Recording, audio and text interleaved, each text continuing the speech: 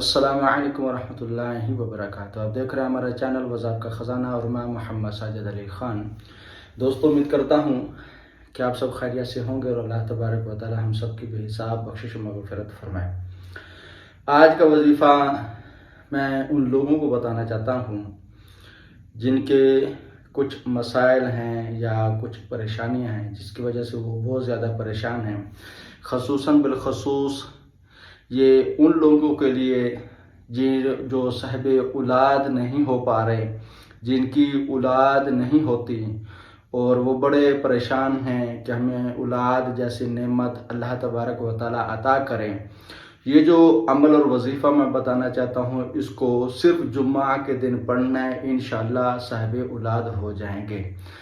اس کے لیے کرنا کیا ہے؟